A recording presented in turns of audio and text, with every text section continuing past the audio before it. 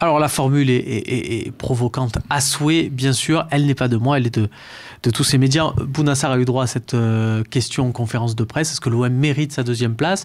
J'ai remarqué que hier, après le match, je crois que c'était sur le plateau du CFC, il y avait pareil débat sur est-ce que l'OM mérite sa deuxième place. Je trouve ce concept un peu étrange. Enfin, l'OM n'a pas volé 2 points, n'a pas acheté d'arbitre, n'a pas... dire les matchs ont été gagnés. Enfin, je trouve ça assez étrange, sachant qu'il y a une logique, une règle qui est appliquée par tous les clubs avant. Ça s'interroger, mais j'ai quand même fait un petit tableau. Je suis allé regarder depuis que Paris domine la Ligue 1. Voilà, regardez, j'ai pris uniquement les deuxièmes, les seconds du championnat. Voilà. Regardez, l'OM a le plus faible, la situation la moins confortable, puisque c'est 25 points. Lyon, c'est arrivé à Lyon en 2015. Mais la différence de but, l'OM est à +1 alors que Lyon était à +9. On sait à ce niveau-là, Max, que la différence de but compte aussi. Ça permet de situer, de voir un peu les équipes et leur potentiel offensif notamment. Voilà, on voit... Et encore, tu prends ce tableau-là, sachant qu'on reste sur 3 victoires consécutives. Oui. Même si on n'était pas second il y a 3 journées, le second il y a 3 journées, il avait encore beaucoup moins de points qu'en 2018, 2017, etc.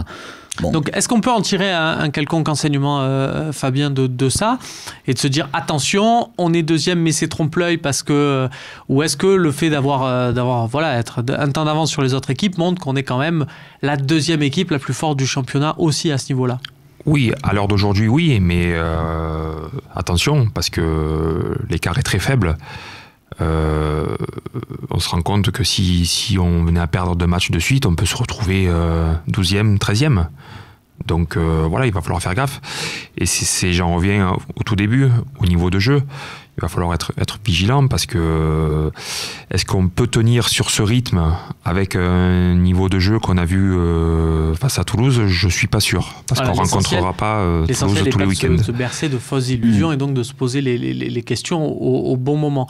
Quand tu vois ce classement, Jacques, de la Ligue 1 en général, là, tu te dis, est-ce que tu fais comme on fait avec Max, c'est-à-dire tu regardes le classement avec les équipes concurrentes de l'OM pour le podium, te disant on a tant d'avance sur eux, ou d'une manière générale, tu regardes Angers, Nantes, Reims. Je vais revenir sur les médias parisiens qui te disent est-ce que c'est mérité la deuxième place? Parce que comme il te dit Fabien, si... Médias parisiens, médias nationaux, disons, c'est pas une cabale contre Marseille. Quelque part, c'est pas loin, tu sais, c'est Paris et sa région.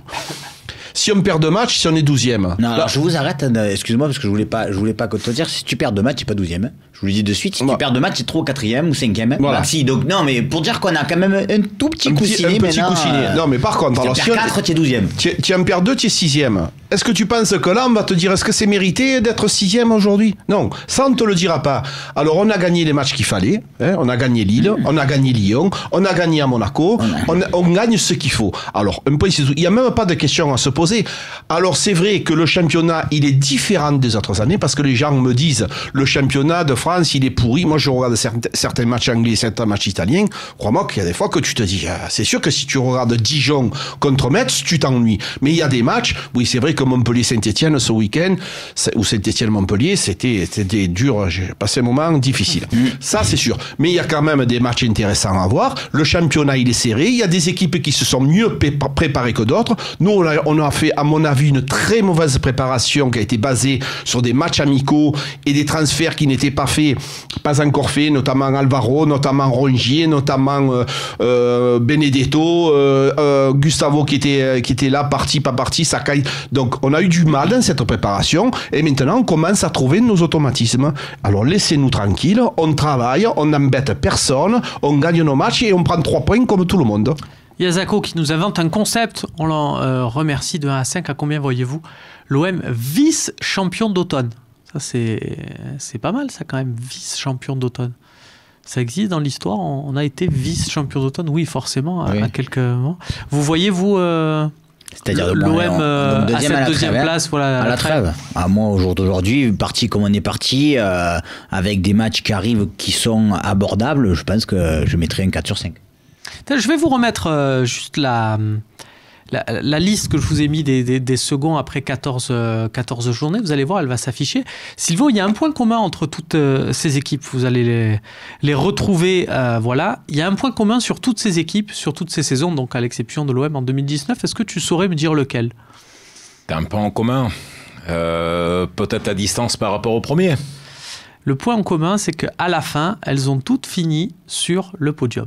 C'est-à-dire que le deuxième en Ligue 1 après 14 journées finit systématiquement sur le podium. Alors, vous avez raison, il y a quand même chat échaudé craint l'eau chaude. Vous voyez bien qu'en 2014, Paris est deuxième de Ligue 1 avec 30 points. Le premier, c'est l'Olympique de Marseille.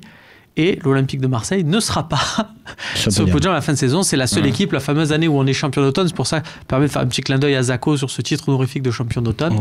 Dans l'histoire, le seul champion d'automne à ne pas finir sur le podium. Ce qui peut être intéressant par rapport au nombre de points qu'on a aujourd'hui à la 14e journée, et si on se pronostique sur les 5 derniers matchs qu'il y avait avant la trêve, c'est que je pense, encore une fois, j'ai bon espoir qu'on arrive à prendre un certain nombre de points, je pourrais pas te dire combien aujourd'hui, je peux jouer au jeu des pronostics, et que si on refait le même tableau à la 19e journée, on soit un petit peu plus dans les clous, et que parce qu'on a quand même 2 équipes à 25 et une autre à 26, donc ça veut dire qu'on sera pas loin. Même Lyon l'année dernière avait 27. Je partage ton avis, parce qu'en fait, à ce stade, au bout de la 14e journée, nous avons déjà rencontré Paris, Monaco, Saint-Etienne. Il ne nous reste plus que Bordeaux, Lille. En gros théorique. Ce qui me plaît cette année, ce qui me rend optimiste, c'est que Jacques précisait tout à l'heure les débuts de saison un peu compliqués avec des mouvements d'effectifs, etc. On a eu après un passage à vide, malheureusement après le match de Montpellier. Le match de Montpellier, pourtant nous avons fait un bon match, nous a fait du mal. Et il nous a coûté 4 matchs où on a été en difficulté. Là où le coach a été intelligent, c'est qu'après il a rétabli. Par rapport à Paris, on pourra en discuter pendant des heures sur sa com, Moi, j'avais surtout l'impression que contre Paris, son souhait, c'était ne prenons plus de carton rouge. C'est-à-dire, si la probabilité de gagner ce match est très faible, je veux plus perdre des joueurs. Et là où je lui tire mon chapeau, c'est qu'il a su stabiliser et mettre une équipe en place pour Lille et Lyon. Et la question est déplacée sur le fait qu'on soit un bon deuxième ou pas, parce que jusqu'à présent, même quand on a terminé 4e ou 5e, les Lille, Lyon, Monaco et consorts, on ne les battait pas. Donc là, on fait la fine bouche, on est 2e, on a battu les gros. On a aujourd'hui une fenêtre de tir qui est très favorable. C'était une observation de Fafou sur Twitter, on pourra la revoir, je l'ai vu passer, qui disait au final, et il a tout résumé, tu préfères être le pire deuxième de l'histoire ou le meilleur 4e, comme on l'a été il y a 2 saisons. Je pense que tout le monde a fait son choix. On va passer à une partie mercato, une petite partie scénario-fiction. Vous allez voir, le dilemme est plutôt cornélien.